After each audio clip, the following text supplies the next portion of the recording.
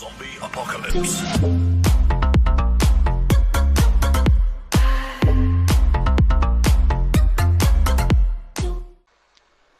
Now then, welcome to the Nuffle Shuffle on the PS4, the new talk show. We are now into episode 2.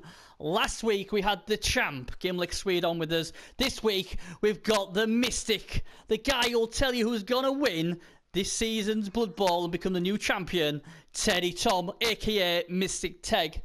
How are we, Teddy? How are you doing today, buddy? I'm doing great, thank you, Bernie. It's a pleasure to be on the show, and I hope everyone enjoys it today, and I'm sure they will. I'm sure they will, buddy. Very popular on all the Blood Bowl circuits is Teddy. So, you know what? I was thinking, God, how do we get someone like after the champ? And to me, there's only one person, good old Teddy. And Teddy's obviously been put, as we'll find out in the coach chat shortly. I mean, obviously, I've known you since the very scary Dwarf Caliber days, that nasty 3,000 Dwarf team, and obviously. Yeah. Teddy is obviously going to be trying to qualify this season, and he's doing quite well with his Dark Elves. But he also predicted the champ of the what's just gone by with Gimlick, and he did very impressive. I think I was probably only me let him down, so that's about right. So obviously we'll be having Teddytom tell us, obviously when we come to the preview shows, who he thinks is going to win it. So I'm going to call him Mystic Ted from now on, because he can predict the future. So anyway, as we've said before, obviously my name's Bernie Buffon, and everyone knows I like to talk rubbish or just go on and on and on. Unfortunately, we only have an hour, so I have my timer clock sorted. We've almost been on for 2 minutes, so we're going to get straight onto it. And basically, we're going to go on to the pole position, what basically, ironically, was what Teddytom named it, and that is basically to have a quick chat about the team who are actually top of the league at the moment. And it's changed from last week. We now have a Chaos Dwarf team who's top of the pile, and it's a Red Bull, and it's a guy I've never played. I think it's called Robin DeZone, or Roblan DeZone, however you want to pronounce it. And yeah, I mean, did you get a chance to have a look at this team, Teddy? I did a little bit here and there when I got a while ago, but they were quite fresh. I think they were only played 5 or 6 games, but I think they were getting there, and I'm excited to see what they look like now. Yeah, I mean, I'm just looking at it now. He's got a nice strength 4 case dwarf blocker. He's got 5 of his dwarfs with guard. He's got a mighty blow paladin on dwarf killer. Ironically, though, I mean, he's only got the 1 bull centaur, and I don't know how long he's been going with this build. Maybe to keep TV. He comes across as a guy who likes to keep his team value, a bit like Sergal, where he likes to keep his team value lowish. Yeah. Not go overboard, and maybe that's the reason why. I mean, it's a blodge, short hands, bull centaur. He's now an XP away from next level up. I'll be gobsmacked if that's not break tackle. And he's got a couple of nice dirty players there on Hobgoblins, what I'm a big fan of, because they don't live that long anyway. I mean, are you a fan of Bull Centaurs being your ball carrier? Yeah, usually, because I just think having a lot of that movement 6 plus the sprint sure feet, really gets you places. And even though they're agility 2, they are strength 4, so they're going to be tough to take down when he does pick it up. And then when you build it with such a skills like Sure Hand and Blodge, it's going to be very hard to take down for a lot of teams. So I'm a good fan of Bull Centaurs being the ball carrier. Yeah, I mean, I like this build. I mean, like I said, he's gone for a mix of guard and mighty blow first, and obviously they're the two skills he's picked for his case dwarf. So he knows what he's doing there. His bull centaur is very nicely built already, and he's not messing with his hobgoblins. He's getting 2 dirty players. The only slight hope I'd give to the opposition, and I always think it's a bit of a hope, is when the guy has no bench. So if you can get a few lucky knocks down early, get the numbers down, especially on the hobgoblins, he hasn't got much what can stop you, because they're only movement for the Chaos Dwarf blockers, and that is the issue. I've been trying to play Chaos. I played 5 games of Chaos yesterday. It's a team I don't really play. I've been trying to get a handle on them, and I've noticed that they are very slow. And you do need your bull centaur, so it'll be interesting to see how he does with just the 1 bull centaur. But his record is fantastic: 16 wins, 2 draws, and 1 loss. So the guy can obviously play. Yeah, and beat Vancouver Vermin's boss Melgold's team latest 2-0. I'm trying to see if I can see if there's Hipstat Square. That's a decent Elf Union team. Disturbia, that was ours wins. Goblins, they beat them 2-1. I'm just seeing if I can see any other team or recognise. I mean, the thing is, it's like, oh, he's beaten. He's drawn with Nom KT's the Boring Company Dwarfs. That's the team we'll be looking at later on. And I mean, the thing is, I think I had a discussion with Gimlick last week about a lot of these top teams, and this is no disrespect to them, getting a lot of Goblin teams or Ogre teams or teams what you're a bit more easy to play against. And he's another one of them who's had a lot of nice Goblin teams. I mean, he's had loads. I mean, he's had about 7 Goblin teams. So and obviously, case Dwarfs against Goblins. I mean, that's a bad matchup. So I like him. Yeah. I think he's obviously got talent as this guy. He's obviously very good, and it'll be interesting to see if he finishes top or not. But his team is well built. The only weakness I can see, or the weakness I'll be trying to manipulate, is if I could get rid of a few Hobgoblins or his Bull Centaur.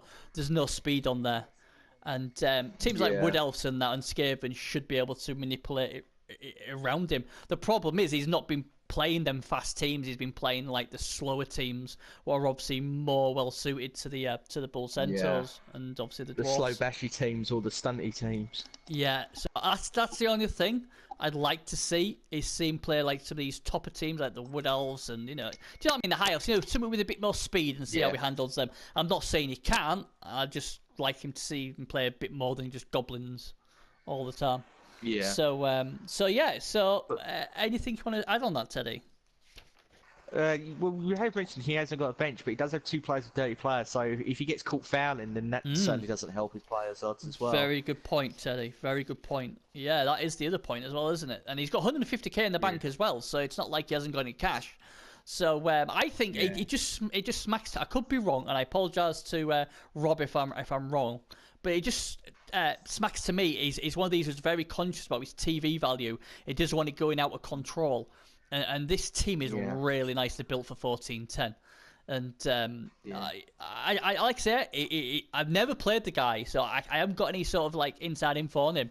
But he obviously can play. But I just would like to see him or play one of the big Lizardman teams or a Teddytom's Dark Elf team or something, to give him a challenge. Preferably not me though. I'm fed up of playing all the best players.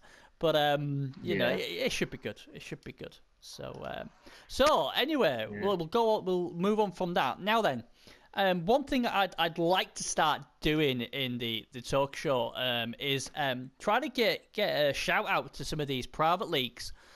Some of these smaller ones or some of these leagues that are just starting off, because obviously we all know about the MML being the biggest, and obviously they get way loads of promotions. So I thought, why not let's start trying to help some of these smaller ones, because some of these small leagues are fantastic. And there's one I'm going to show you today, and I'm just going to go onto it. Just have to find it, and we'll have a look at it. There it is. I'm just going to get onto it now.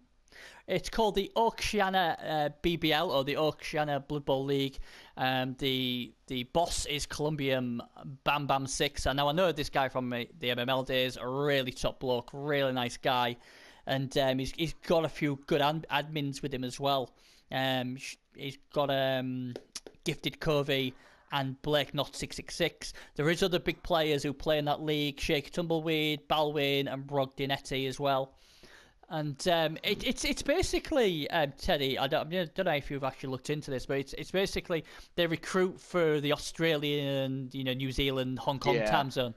And one thing when I was speaking to them, they said, there's people who had actually given up on Blood Bowl because they couldn't get a game at that time, and they've actually started playing it now because obviously there's a league there for them now where they can actually play at a normal time with some of the fellow Aussies, New Zealanders, and that. What I think is fantastic. And like I said, there's some Yeah. decent coaches in that league. I mean, it's obviously a league what's just sort of started. They've got like the Casual Carnage, what's like just a fun place you can just mess about, like the farm or the battlefield or something like that. You know, where you can just just talk and have fun and just mess about. They've actually got the Oceania Cup Season 1 league. I think that's a typical league format, like, you know, obviously the MML, Blood and Tears sort of thing. Yeah. And you know, and then he did say they have like crazy like charity tournaments as well, so they do like crazy cups as well. So I mean, it looks really, really good. They've got their own Facebook page. If you type in, if I've got this right, Oceania BBL or Oceania BBL, that should give you the Facebook page, and then just obviously ask to join in that, and then Discord as well, Oceania BBL, and they'll get you on that as well. And like I said, the Casual Carnage itself, you can just go into it. You don't need a ticket to be accepted. You can go straight into that.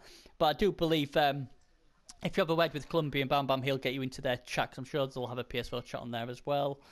And yeah, I mean, did you actually have a look at it, Teddy, or do you think I've missed out on that league? Or Yeah, I think I have seen it. I thought it's quite nice because we always talk about how Americans and Europe, it's difficult for them, but we also got to think about the Oceania, because there are people in that region who do play Blood Bowl, but it's going to be difficult to play either the American side or some of the European. So it's nice to see that there is a league dedicated for that region. I'm sure we might see a lot of great players coming in and doing well, and probably see him popping in the cladder now and then. Do quite well. Yeah. So. I mean, like I said, I know a few of the guys. I mean, some of these guys obviously very experienced coaches. So, and they're very, and I think the key is as well is they're very helpful coaches as well. So even if you're new to the Blood Bowl circuit, you know, they will help you and help you learn the game and have fun and everything. Because, you know, at the end of the day, you know, it can be a stressful game come Blood Bowl, but it's supposed to be fun, dare I say.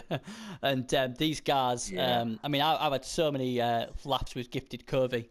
Over the time of being on Blood Bowl. He's a true gent, and obviously the same with Colombian Bam Bam as well. He's amazing. I must admit, I don't know Blake Nuts 666, but if there's anything like the other two, I'm sure he's a fantastic guy. And obviously you've got players like Balwin there as well, and Brogdanetti. So I just thought, you know, have a look. I mean, like I said, you don't have to be in that time zone. All I'm going to say is that's the sort of time zone they play. I know some people like me, I have crazy hours. I'll play 3-4 o'clock in the morning in the UK.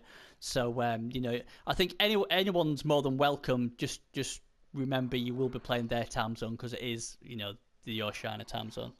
So, yeah. So if you're interested, Aussies, New Zealand, anybody, chat to them, have a word with them, and I'm sure they'll make you welcome and get you in somewhere. So there you go. So anyone in that time zone, you have no excuse. You've got a league just for you. Yeah. Right then.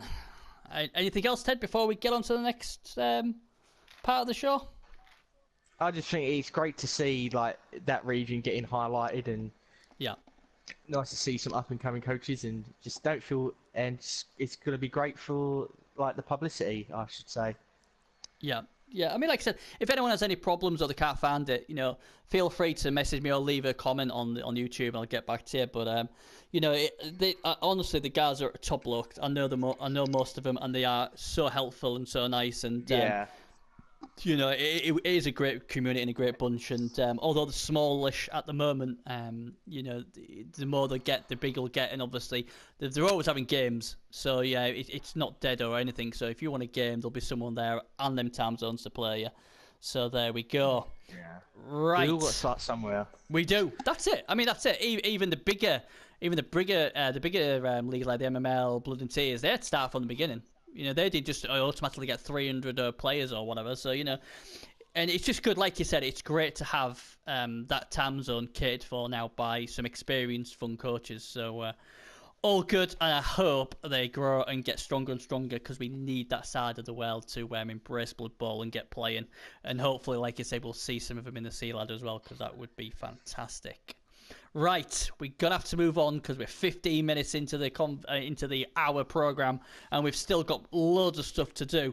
So the next one is questions for the coach, and this week we have Teddytom, aka Mystic Ted, and I've got some questions for you, Ted. So I'm gonna fire away. No worries. Okay, so Teddy, what made you play Blood Bowl, and what do you love about it, and how long have you been playing?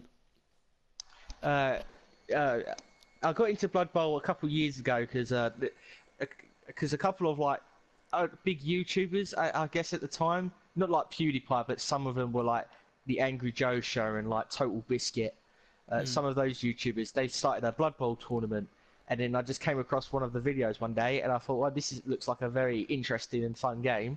So I had a look at it, watched some of the games. I thought they were really fun to watch, and I liked all the different teams as to see. And then I was trying to find a way to play it because I didn't have a decent PC at the time. And then I stumbled across Fumble, and then I was playing on Fumble for a couple of years. And then once Blood Bowl 2 came out on the consoles, I started just playing on that. So that's how I got into Blood Bowl. Considering how long I've been playing, I think it was about 4 years. I think since 2012, I believe. So I'm kind of fresh. Like I'm still new, even though I've only been playing for a couple of years. Yeah, but I mean, like I say, obviously, you know, you've picked up the game very well, and obviously you're a very good coach. Obviously doing very well in your private league, and obviously in the Sea Ladder, you was up there with your Dark Elves. Just had a few bad results, but you're still competitive. So you're only going to get better, you would think.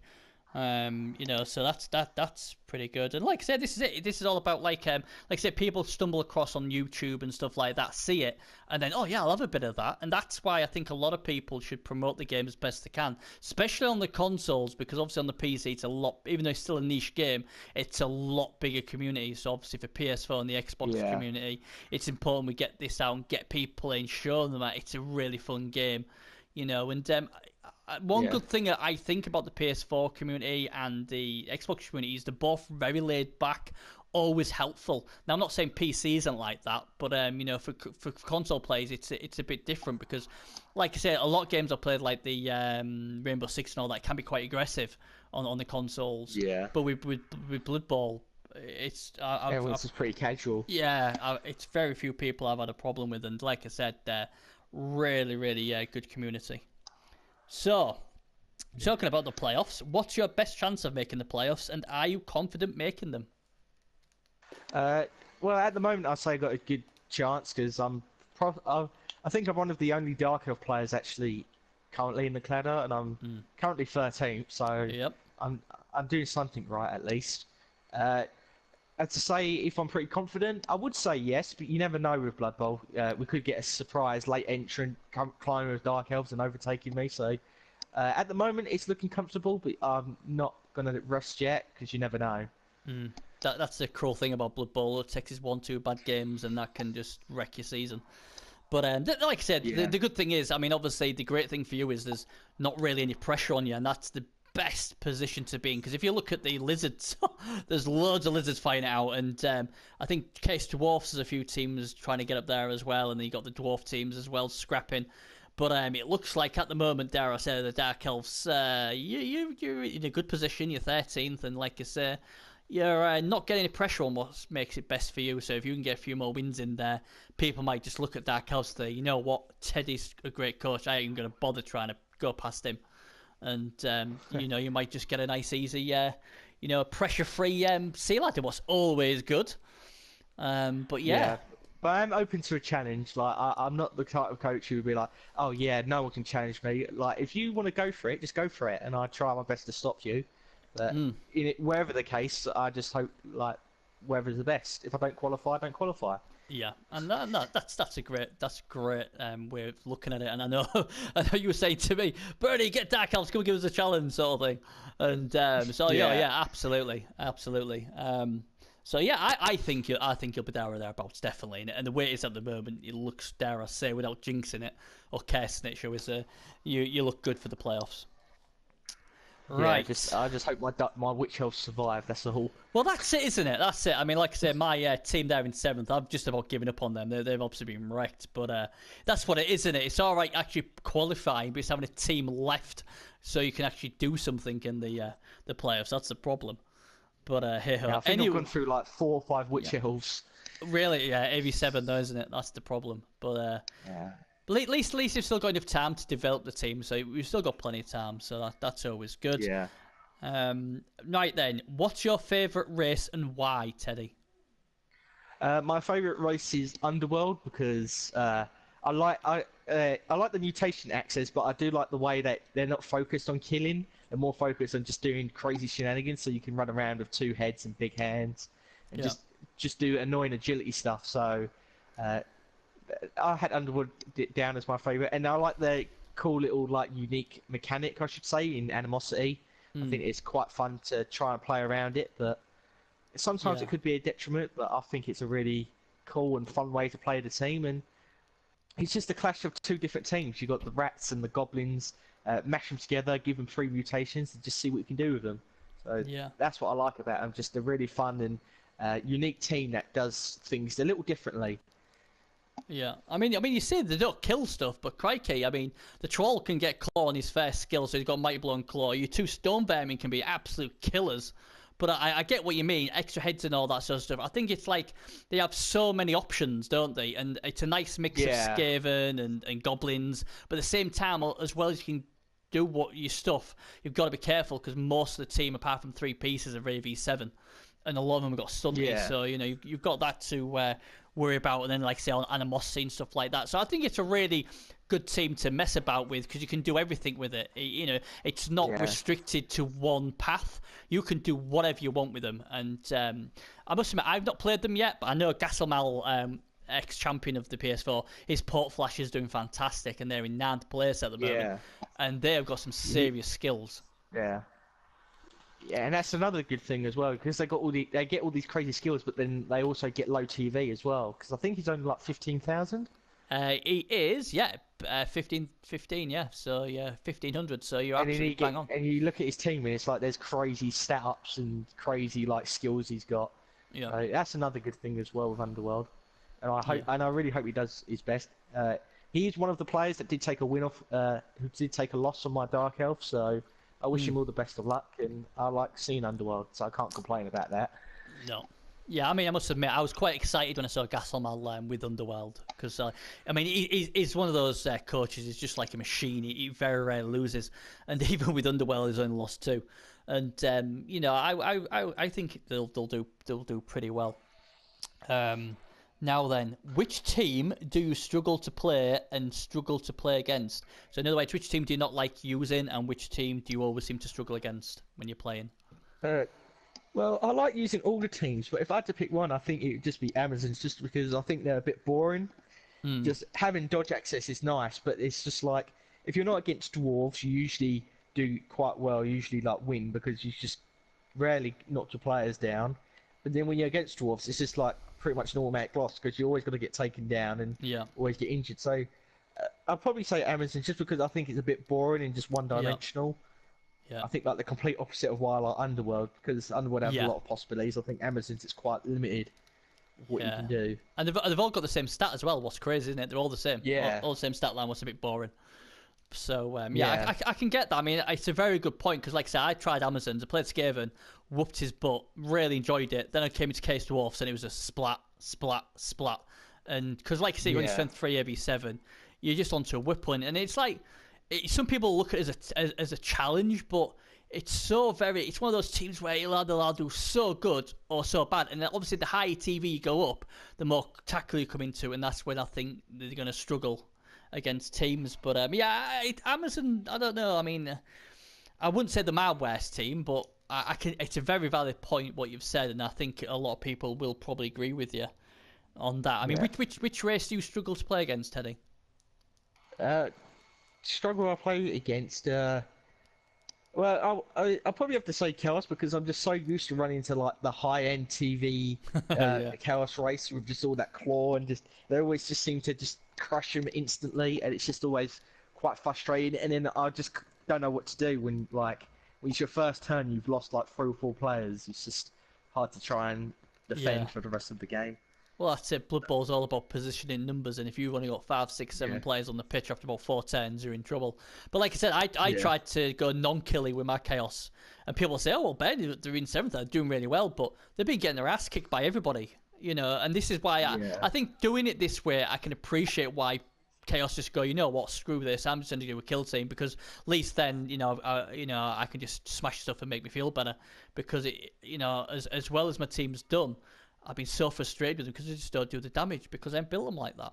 But so yeah, Yeah. I think the Chaos Kill team is the norm. I'm afraid, and I think it'll be Yeah. around for a long time. So hey ho. The other question now then. In fact, I'll ask you the other question when we go into the 5 to watch because it'll tie in very well there. So without further ado, let's go into the 5 to watch, and yeah, we'll ask you the question now. So because otherwise, knowing me, I'll forget. All right. Do you think this season? Do you think any of the legendary new races can win the championship? And if so, which ones and why? To be honest, Bernie, I don't want to be a kind of a Debbie Downer, but I don't really think a Legendary Edition team will be able to win it. I just think it's just they're not the only ones I would say are in contention at the moment is either Amazons or Pro Elves. But the problem with Amazons is this: if they get to the cup, if they run into a dwarf team, then I think I'll probably have to say that their league is over. So it's a bit unpredictable. And then as well, they could run into a lot of teams with tackle, as we mentioned. So that could be a possible problem. The other problem I have is with Pro Elves, and Pro Elves can do well. But I'd say if there was going to be one team, I'd most likely say Pro Elves would be the ones to win it. But the thing with Pro Elves that I find is just they're all 87 and they're not really that fast because their linemen are only movement 6 and that's 87. The problem. So yeah. I mean, So I think the blitzers are AV8. The other thing I just want to do, I call them Pro Elves, but people who are new to the show, it is Elven Union. What we're talking about. Yeah. I call them Pro Elves as well. Yeah, I call them Pro Elves as well. But just in case people are like, Pro Elves? Who are Pro Elves? I don't know who Pro Elves are. They're Elven Union. They've just decided to change the name just to annoy everybody. But yeah, old school people like me and Teddy, we call them Pro Elves. But yeah, it's the Elven Union. But yeah, I mean, they are, like you said, they are one of them teams who can do really well. Like I said, at least the catchers are faster, and obviously they got nerves of steel. I've never really liked the Pro Elves / Elven Union. I never have. It's been one of them teams where I'm like, yeah. I think they're overrated. Now I'm going to probably get my ass kicked about 10 times by players with them now. But I just think if I want that sort of like speed and all that sort, or if I wanted that sort of scoring thing, I think I'd go Wood Elves. I really would. Yeah. And then I've got a big tree I can stick in the middle, 2 War Dancers. I just think they're just better than Union, Elf Union. I just don't get them. I think what the legendary races have done, they've brought a lot of diversity and fun to the league. And like ogres, I love watching ogres. Obviously, you got your halflings who can be quite useful. Goblins are always fun. Amazons, I agree with you. If they can get in against a lot of teams where they're not playing against tackle, they'll have an outside chance. I think because Amazons can be quite well built.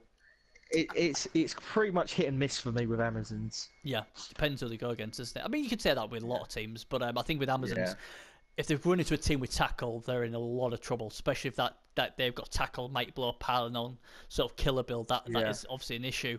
But I think the race to watch out for is the Underworld because Gasselmal, he's won the cup before. He's got far quite a lot of the times. He's one of the best coaches on the PS4. He can play any team, and he's good. And I think he's got this good understanding with Underworld. He's got the killers. He's got the players what can score touchdowns. I think, I'm trying to be a bit of a mystic Ted here.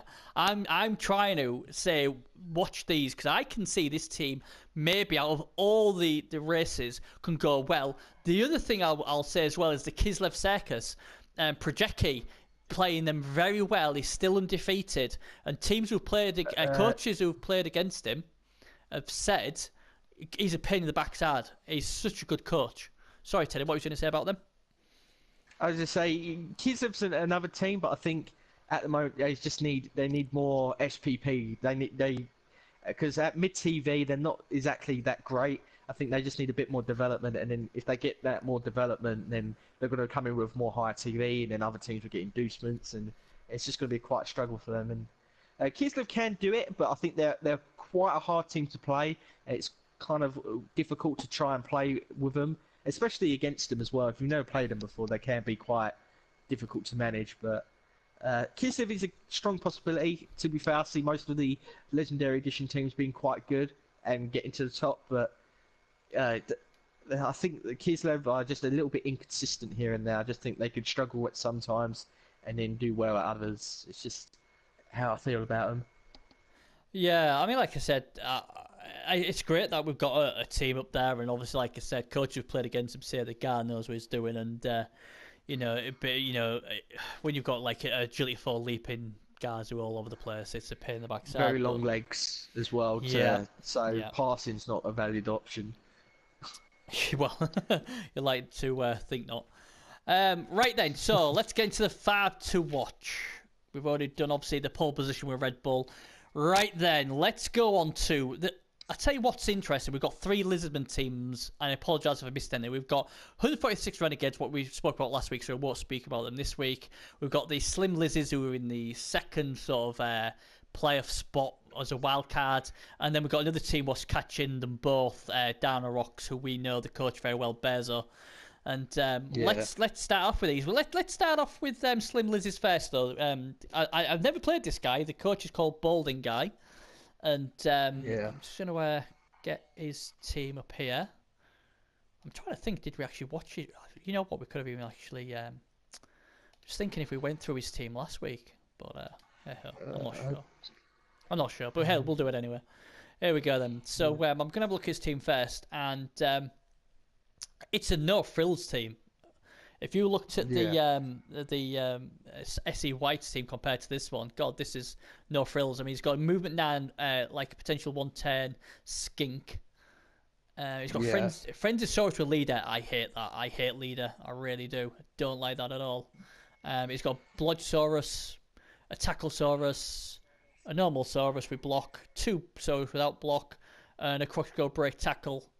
I look at this team and it's like, well, it's just a team in early development, but the guy can obviously play because this team is doing really, really well. I mean, the statistics for this team when they pop up, is 14, 2 and 4, so he's not doing too bad, and he actually beat Gastelmal's Underworld 4-1. So, and he's got some good draws in there as well. He drew with the Mummies issues 1-1 as well, and he's played some decent teams. He played the champion Gimlick Necros, and he got a 2-2 draw there as well. So he's played a lot of decent teams. So I don't know what you think about the team, but I think this coach is. I've not played him. I don't know if you are, but he looks a pretty good coach. I've played him before, not his Lizards, but I have played him a couple of times like over the different seasons. He does play all right, from what I've seen. I think he's quite solid. He knows what he's doing. I mean, the sure hands diving tackle was a bit of a weird skink combination, but I don't get that. Because really, sure hands, you don't want him anywhere near marking up. I mean, you'd have thought something like Sprint or Sure Feet would have been a lot better. I think he's relying on the number 1 there, the movement down skink. But as we know, skinks can die quite easily, so you need more than 1, I would have thought. Yeah, that's true, but he's got the lizards to protect them all, and even though he's got 2 that are not skilled, the others are getting there. I mean, he's got the frenzy leader. You think that's quite stupid leader, but it's a decent skill. I just think, why leader this early on? You've got 3 team rerolls already. It's not like you got 2 banging on the leader, but you got frenzy and then you go leader. Surely you'd go block or some or juggernaut, something else. Yeah. I mean like that, and obviously the diving tackle, to me, some unusual choices. Something obviously I personally wouldn't take, but obviously it's working for him, so fair enough. But I don't know. But there you go. Being unorthodox gives you an advantage. It can do, because obviously we're used to playing in a certain way, and then we see stuff like that. We're like, what? Diving, tackle, and sure hands together? Really?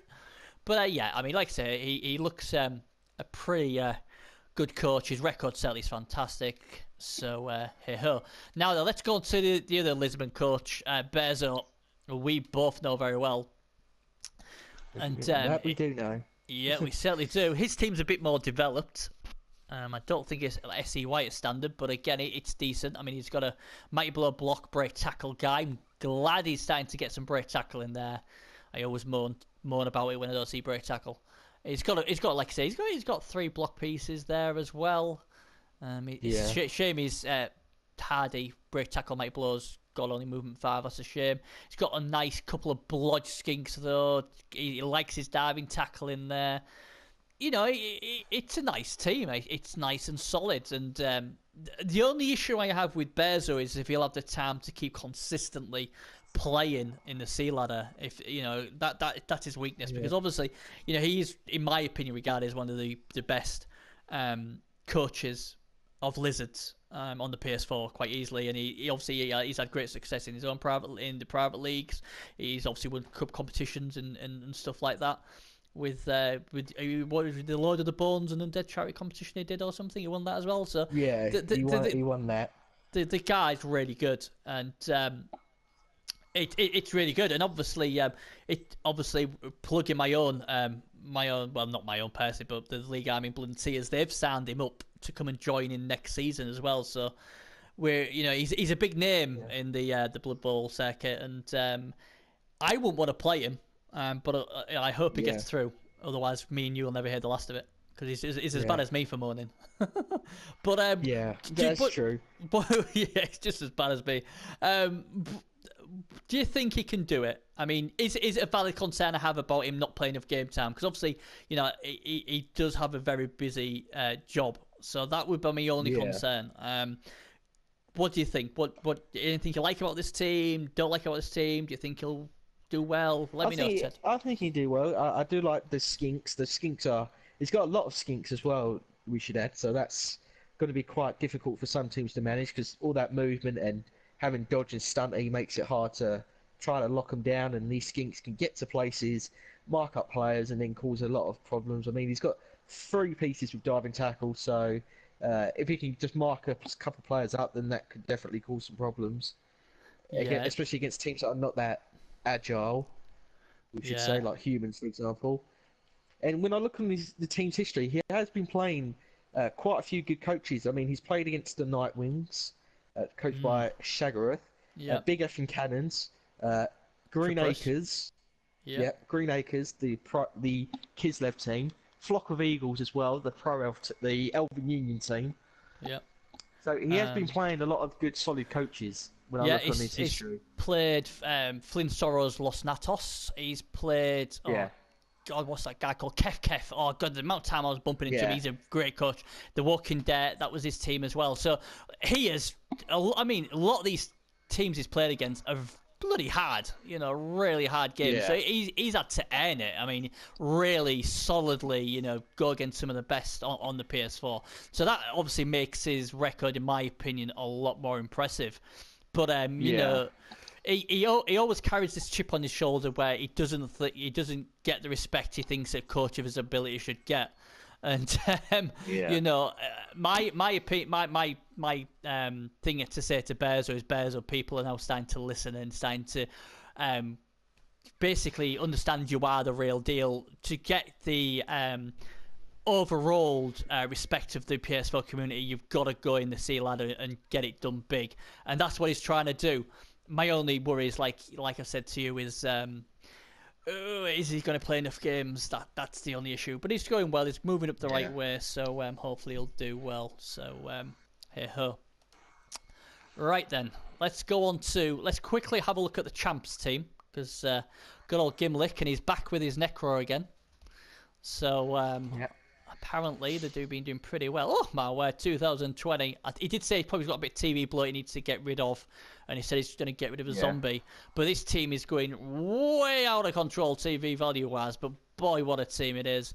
He's got a Mighty Blow Blodge Wolf. He's got he's got 2 Mighty Blow Blodge Wolves. Crikey! Yeah. His golems keep dying, but he's got Bernie the Returned, so he's back before I die again. He's got a nice jump up white with Mighty Blow, another white with guard, and piling on. He loves his cool side step, diving tackle, and again show hands. And maybe we're not cool enough anymore, Teddy. Maybe this is the cool way to put show hands and diamond tackle together. Obviously, he's got himself a new goal as well, and it's just a nasty team. And he loves that he's coming back, and he's the returning champ, and everybody's been trying to take him down a peg or two, and at the moment only 2 teams have actually been able to do that, and one of them was SE Wyatt, 146 Renegades, So Yeah. again, I mean, the person who probably cares him more than anyone is Tripperus, because he seems to always beat poor Tripperus, and he's beaten him a few times. And I don't want to divulge too much into this team because obviously time's an issue, but what do you think of it? And do you think he's almost already locked in for the playoffs to defend his crown? I think he's pretty much locked in already for the crown. His team's just very solid, a lot of great pieces here and there. The zombies as well, like even the zombies are getting level ups. He's got 2 with guard.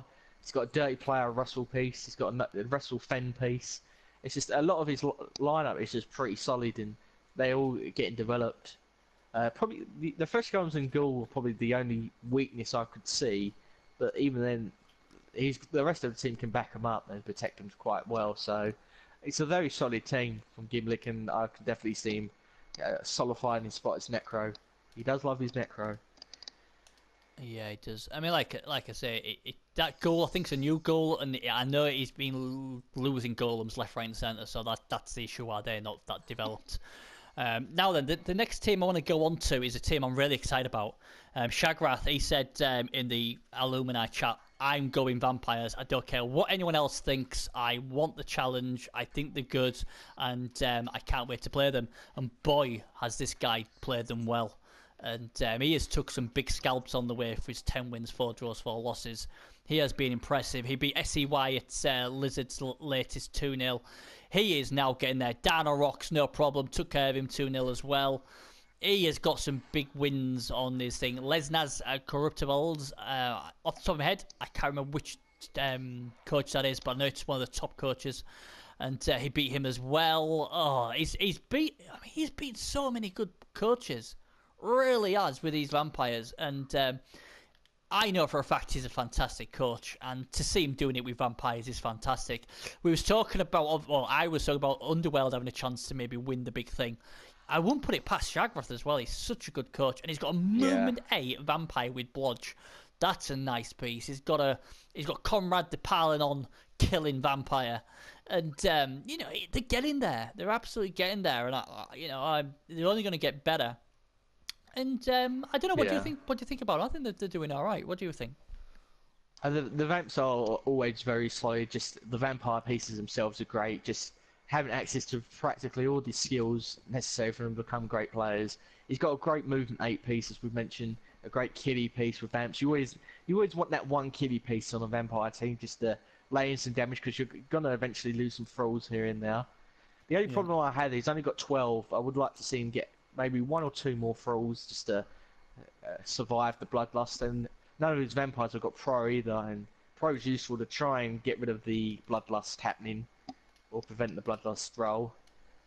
But I do like the way his thralls are all getting wrestle. I think that's a bit. It's nice to see him getting leveled up. He's got a wrestle kick thrall, which is nice. So he's getting then the utility skills to get there. I just think you just need a couple more thralls to help keep your vamps alive. Yeah. I mean, like I said, I'm so excited to see where this team goes. And he's a good coach. He's a top class coach, and I'm just so excited to see how they're going. But hey ho, right? Yeah. Now then, Blood and Tears, the Boring Company, ironically called, because the dwarfs, poor old dwarfs, always get stick to the dwarfs. But Nom KT3, he's had a break from Blood Bowl, and he's come back, and he's come back stronger than ever. He's got a really impressive record with these dwarfs. He knows how to get it done. 9 wins, 3 draws, no losses so far, and he's just been breaking teams. He beat Trippers 2-0. He got a good draw against the Champ 1-1. He also drew 1-1 with the pole position team Red Bull as well. Oh, he's such a solid player. Moonlight as well. Yeah, that's the Champ. Yeah, he's just a good coach. He hasn't really got. When I've played him, I don't think really he's got any sort of weaknesses where some teams can have slight position issues, or they rely on taking pieces off the pitch to get themselves a win. This guy doesn't seem to need that. He's got, and here's a good thing. I'm really happy about this. Calcium Cass was on about, what's Bernie taking diving tackle on dwarfs? That's stupid.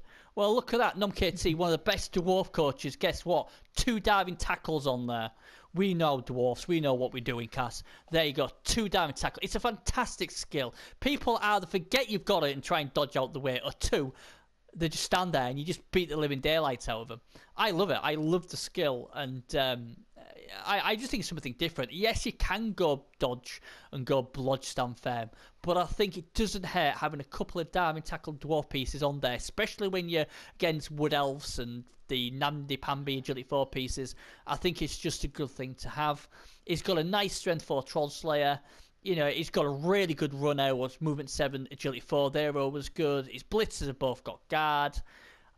The only thing lacking really with this team, Teddy, in my opinion, is some more mighty blow. That's what he needs now. And when he's got that, then this team's going to cause carnage. What do you think? Yeah. Well, I like to take dive tackle as well. Oh, good lad. No, yeah, dive tackle for my dwarfs as well. If I don't get dodge, I usually go dive tackle, and then if I get another double skill before I get stand firm, I usually have a fan of taking sidestep on a dwarf. Sidestep diving tackle, that's quite fun to have. But it's just a very solid, I'd say standard way of building the dwarves. Just a lot of guard, nice stat ups. He's got, as we've mentioned before, the strength 4 and the agility 4 that he has. It's just a very solid dwarf team, just getting their way up there and just making headway. So definitely a team to watch out for. And I wouldn't say they're the boring company. They look like the fun company. Yeah, absolutely. Right then, okay. Is there any team, what I haven't mentioned, what's caught your eye, and you think, you know what, keep an eye on that team? Well, the only team I was gonna say was the vampires, but we did cover the vampire team coached by SHAREfactory. That's fun. But other than that, probably Duran's Orc team. Duran's always a solid coach. Oh yeah, he's a pain in the backside to play against, I'll tell you. Oh, I hate playing against him. He's so good. Yeah, we talk about all these legendary teams, but we do get a standard, just normal Orc team, just slowly sneaking their way up there. And I do like some of the skill choices he's got for his Orcs. Yeah. If I can actually... There we go. Yeah, okay, let me have a look. So... Yeah, it's just a lot of tackle, and he's got all tackle on his blitzers, so he can deal with the Amazon threat. A couple of guard pieces as well. His Black Orcs are getting there. He does have a nice thrower, but I think he's just literally got movement down. But he's agility 4 with dodge. Yeah, well, you know what? I was gonna say that's a shame until I knew what he named him. So it's like, no, I hope he does. Yeah. See, that's what happened. You shouldn't name him after that guy. You should have named him Teddytom, and it'd have made you undefeated. But yeah, it's a good. I mean, that's a terrible stat down, isn't it, for your thrower? Oh god, movement 4. That's terrible. So yeah, I mean, like I say, it's a decent team. The coach is a class act, and really good. The only other thing I want to say, and what I'm quite excited about before we move on, because we are running out of time now, is I'm going to go to the page 2. There's a guy, Nuffle be praised, Bloody Elves. Demented is back. Probably, I class him as probably one of the best 3 coaches on the PS4. He is back with his Wood Elves. If I knew he was coming back, I would have made a big run with my Coaches of Destruction Dwarfs, because me and Demented, we have a fun rivalry between Dwarfs and Wood Elves, and we still haven't got over getting knocked out in the first game ever of the PS4 Cup in overtime, when his stinking tree, what we beat to a pulp all the way through normal time and overtime, knocked us out with that penalty kick. We still want our revenge, and it's like, god damn it! If I knew he was coming back Demented, I'd have been doing my dwarfs. But I'm really excited to see him back, and also the Bear Bear as well. Just quick shout to him. He's another great coach. I'm glad he's back as well. It's good that some of the guys who've had a break are coming back thanks to Legendary Edition, and it should be good. Yeah. Now then, I'm speeding on a bit because we are running out of time. What a surprise. So, now then, it's the Battle of the Consoles. Last week, Gimlet got 3, and Cell Commander got 3. So it was a draw. It was a bloody draw. We needed someone to win. This week, we have Teddytom against the Xbox coach. It'll be Mutt. So I'm pretty confident. Teddy's renowned for being really clever at stuff like this. So without putting any pressure on you, you will get up to 10 questions in 60 seconds. Hopefully, you'll get as many as possible. If you don't know it, guess or say pass, and we'll go on to the next one. And let's see how you go. Are you ready? I hope so. Well, we'll soon find out. And here we go. Tell me the stat line for an Orc Blitzer. 6 movement, strength 3, agility 3, AV 9. Correct. What 3 teams can Bertha Big Fist play for? Ogres, Chaos, and Nurgle. Wrong. In the snow, what do you need to roll for a successful go for it? 3+. Correct. How much does a Wood Elf reroll cost after your first match? 100k. Yep. If an agility 2 piece had long legs and leap, what does he have to roll for successful leap? A 4+. Correct. Name starting skills on a Saurus. None. Nah, I'll try to catch you up. True or false, the catch ability lets you reroll intercept attempts. Yes, true. Correct. How much does Griff Overwall cost? 140k? No, 320k. What benefit does the ref area give you? Both teams get an extra bribe. And finally, we just got it in there. What TV value is the Order All Stars? It's a team full of star players. Is it 2020k or TV? No, it's not. It's 3,670. But Teddy, well, not only did you get through the 10 questions, wow, let me count these up. 1, 2, 3, 4, 5, 6, 7 out of 10. Wow. And the only thing I'm surprised with, Griff Oberwald, you said, what was it, about 140k for Griff? Griff Oberwald? Did you mishear me? I've never actually bought the player. Oh, Teddy! I've never bought Griff. I know he's good, but I've just never seen him around in an actual game. Like, I've never played with or against him, so I didn't really know. Oh, fair enough. So, he is 320k, is Griff Oberwald. So he's not cheap, but he's good value for what he gets. So, mate, that's 7 out of 10. You must feel pretty confident with that. Mutter's got it all to do. I've got a feeling the PS4 team could be 1-0 up after tonight. So, well done, mate. Now then, we have 8 minutes left to discuss this week's soapbox. What is an interesting one, because I'm just as bad as everybody else. Oh, it's when you completely lose it and go into rage mode. Completely, everything's going wrong. You keep rolling ones.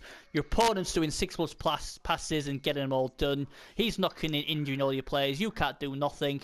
How on earth do you keep yourself calm or get yourself out of it? And Teddy's going to tell us what he does when he gets into these bad moods or these rages. Take it away, Ted. Well, I hope you get your wallet out, because you probably need to buy a new controller. Yeah, that's something I've never done yet, but I was pretty close. That weekend I went very well. That almost went. I must admit that's the first time I was like, I've got to stop, because I've only got the one. My controller's a nice gold controller, swanky controller, and I'd have been devastated if I ever thrown that out of the wall. But I mean, obviously, Ted, you went through a bit of a bad patch with your Dark Elves, didn't you? I mean, how did you get yourself through that? I mean, what do you do to keep yourself positive? Well, I don't smash your controller, because there's no need to do that. I was just joking about with that. But usually, there's usually 3 different things I do. I just relax. I just take a breath and just realise it's just a game in the end. You have to get bad dice along with good. It's just how, I believe, I'm a good believer in karma, so I believe if you're going to get good dice, you're eventually going to get bad dice. It's just how it goes. Yeah. Another thing is, play another team, just play like a fun team, and just, if the dice are still going bad, you can think, it's only a fun team, doesn't matter. So that's another reason. You just play a different team, just have more fun when you're playing, and don't worry about it. And then the other option I have is just take a break. Just stop playing. Just do something else, something you find enjoyable. Just have a break, and then probably come back tomorrow or a couple hours and just see how it goes then, and then just repeat the process if it keeps happening. I mean, that's it. That's it, don't it, Teddy? I mean, if you've had like 2 or 3 games on the trot, or you've had a bad day or two, and then all of a sudden, every time, even just one roll, what you fail, maybe a 3+ pickup or something like that, then you just end up going, for God's sake, it's done it again, and you start losing it because even though it's just the one thing what's happened to you, because you're already in that downward spiral of having all that bad luck or bad things happening, it doesn't take you much to make you tilt, shall we say. And that's why I said, what you're saying about having a break, having a Kit Kat, and all that crap. Sometimes you can just refresh your cart, and then go again. But it is, I found, the way I do it, and as you know, because obviously you read them, and so does Bezo, is I just type it in chat. I just type and go, God's sake. Because if I type in chat, then I'm progressing my anger or progressing my frustration on there. Yeah. Instead of like on my opponent, and it makes me... when people read my chat, they'll be like, oh my God, Bernie's lost it. But actually in the game, I'm actually quite, focused because I've done that, and that's what I do. I mean, I'm not a fan of these coaches what absolutely insult people over the, over the microphone, homophobic comments. Call them all sorts, effing and being all that. That's something I really, really hate, and I have no time for. Because basically what they're going to do is they're going to put people off playing the game, and that really does hurt the Bloodbowl community. And if it's done, like I say, as admins, and we've done it before already, if we catch people doing that, or if you've been in a game and they've insulted you over the game chat audio, let us know, because we are now starting to punish them with bans because we're not having it. So that's fair enough policy, and I commend you for you and the admins for doing that. Yeah, so like I said, if anyone has that issue, then do it. I mean, obviously, if they do it on Twitch or anything like that, we can't do anything like that. But if they do it actually using the game mechanics in the audio, and you do get that, no one deserves to have that level of abuse. At the end of the day, yes, it's frustrating, but it is just a game. And you throw controllers, kick the cat, whatever. Just don't abuse your play. Just don't abuse your opponent. What would you feel like if you got a bit lucky and your opponent started abusing you, or homophobic comments or whatever? It wouldn't be nice. You wouldn't enjoy it. And treat people how you like them to treat you is what I say. But I mean, it is hard. We all get it, don't we? And this is why I say to Bezo when he has a rant and I have a rant, and I'm like, look, Bezo, there you go, you're ranting, I'm ranting, because we both have the same bad luck. And I try and explain to other people as well. It's like, look, everybody gets these bad patches. You're not alone. Because sometimes people think, why me? I've done it. Why me? Why do I get all the bad luck? Why do I struggle? Why, But other people get it as well. It's just that I think it's a great thing. It's like you never remember the lucky stuff or the good stuff, because that's, forget that. It's always the bad stuff that you actually remember, don't you? And that can wear you down. And I think the good coaches... like Gimlick, who just says, look, it's fun. I got Nuffled, so what? I'll just get on. Next game's a completely different game.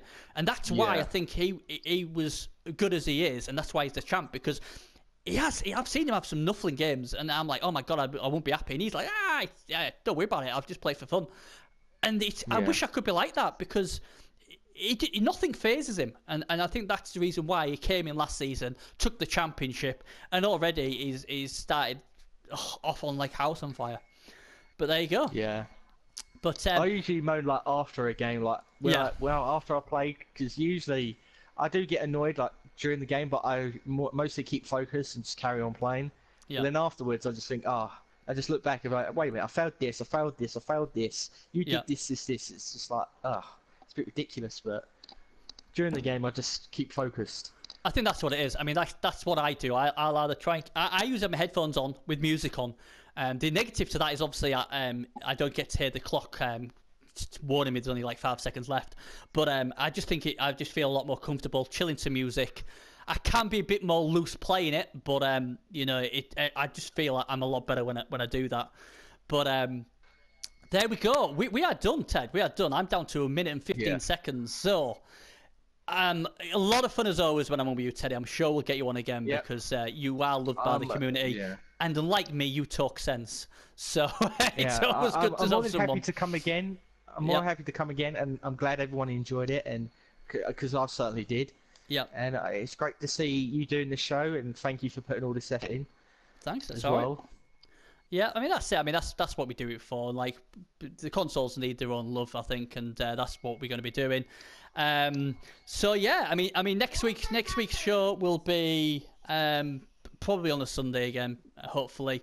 But that's it. We're done, and my kid's just going complete bonkers. His laptop's crashed.